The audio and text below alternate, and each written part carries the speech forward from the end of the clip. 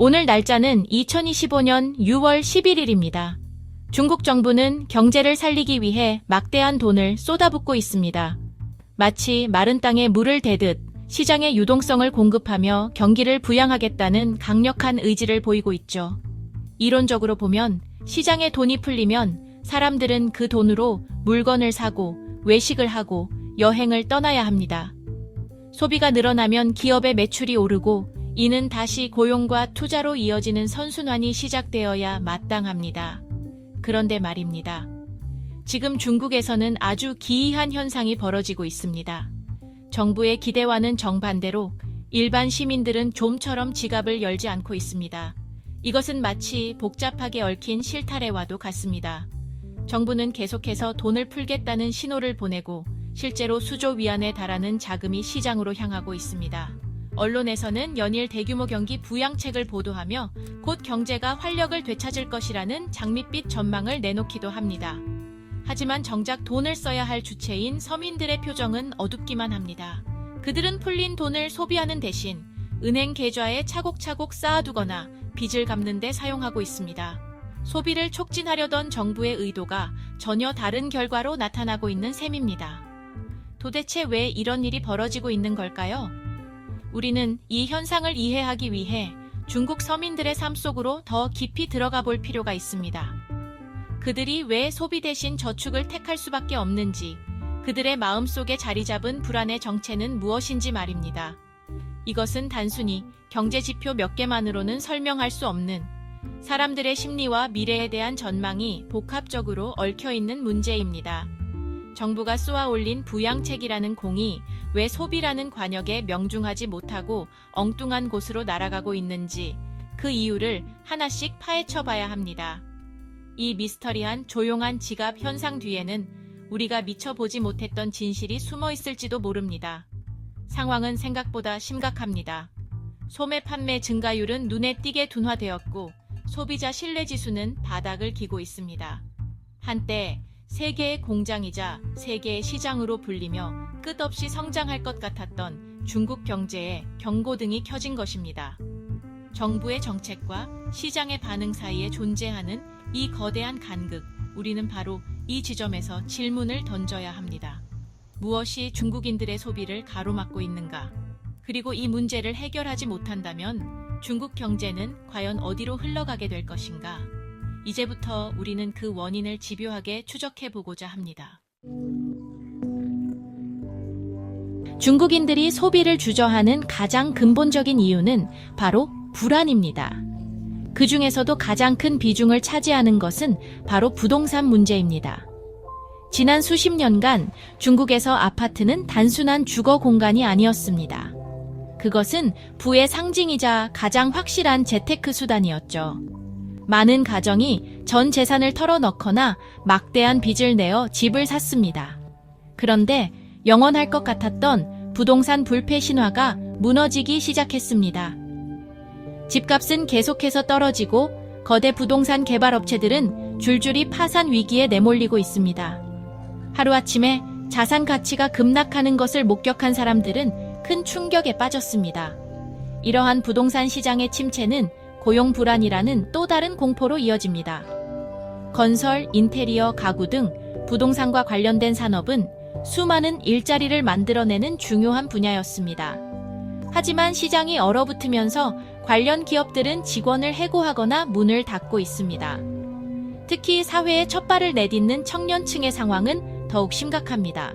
역대 최고 수준의 청년 실업률은 그들에게 미래에 대한 희망 대신 깊은 절망감을 안겨주고 있습니다. 안정적인 직장을 구하기 어렵고 내일의 소득을 장담할 수 없는 상황에서 선뜻 소비를 늘릴 수 있는 사람이 과연 몇이나 될까요? 결국 모든 것은 미래에 대한 불확실성으로 귀결됩니다.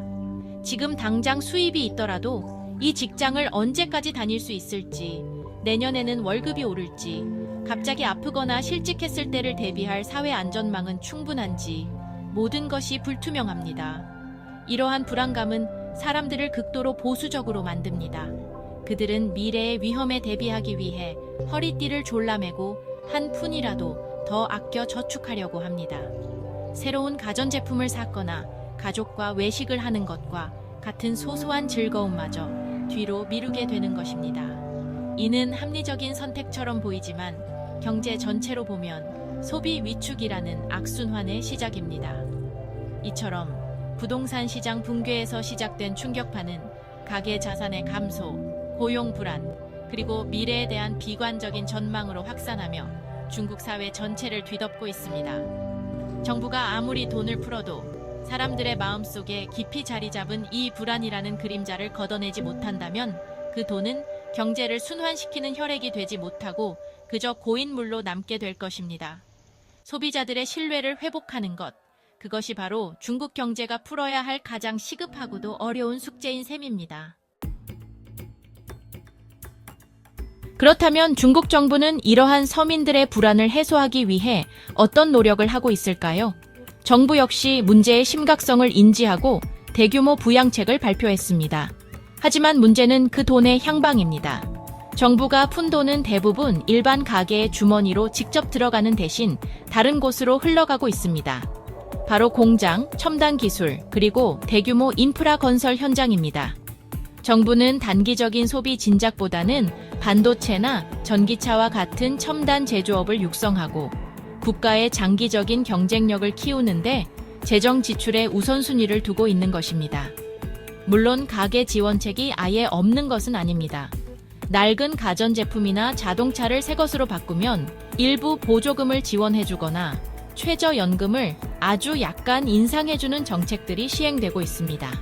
하지만 그 규모는 가뭄에 콩 나듯 미미한 수준입니다. 예를 들어 월 최저연금을 20위안, 우리 돈으로 약 4,000원 인상해준다고 해서 얼어붙은 소비 심리가 과연 녹아내릴 수 있을까요? 이러한 정책들은 우리도 소비를 신경 쓰고 있다는 신호를 보내는 수준에 그칠 뿐 실질적으로 가계소득을 늘려 소비를 유도하기에는 턱없이 부족하다는 비판을 피하기 어렵습니다. 게다가 중앙정부가 소비 진작 정책을 발표하더라도 이를 현장에서 집행해야 할 지방정부는 재정적으로 앓는 소리를 내고 있습니다. 지방정부 수입의 상당 부분을 차지했던 부동산 개발 관련 세금이 시장 침체로 급감했기 때문입니다. 이미 막대한 부채를 지고 있는 지방정부로서는 중앙의 지시대로 복지 지출을 늘리거나 소비 쿠폰을 발행할 여력이 없는 경우가 많습니다. 중앙정부는 직접적인 구제 금융 대신 부채를 조정해주는 소극적인 방식으로 대응하고 있어 정책의 실효성은 더욱 떨어지고 있습니다. 중앙과 지방의 엇박자가 정책 효과를 반감시키고 있는 셈입니다. 더욱이 중국은 현재 디플레이션, 즉 물가가 지속적으로 하락하는 현상에 가까운 저물가 상황을 겪고 있습니다.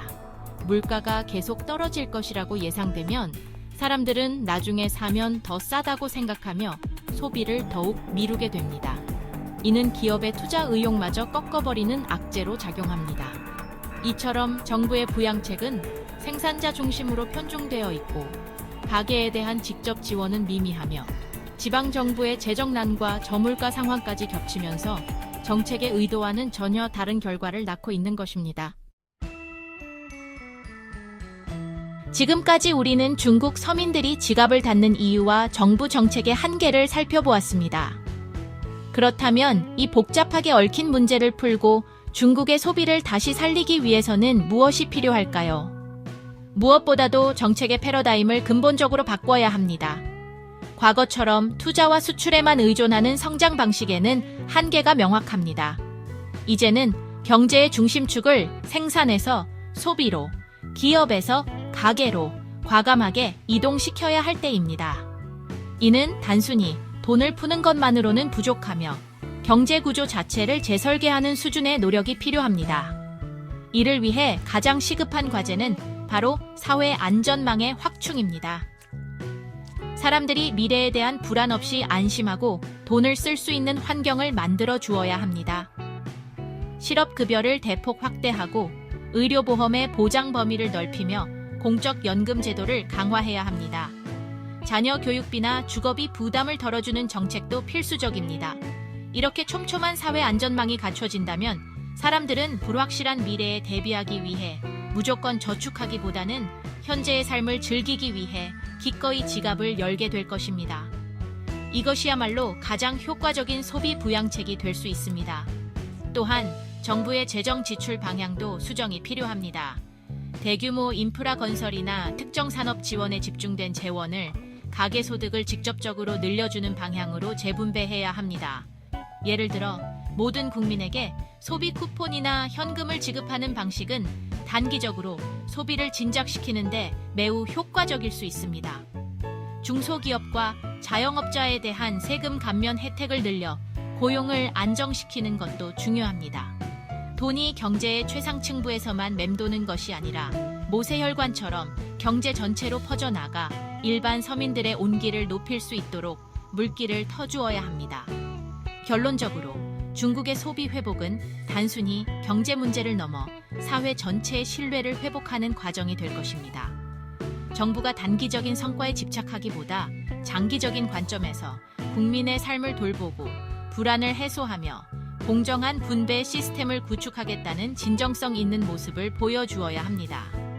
정부 정책에 대한 국민의 신뢰가 회복될 때 비로소 굳게 닫혔던 지갑은 서서히 열리기 시작할 것입니다.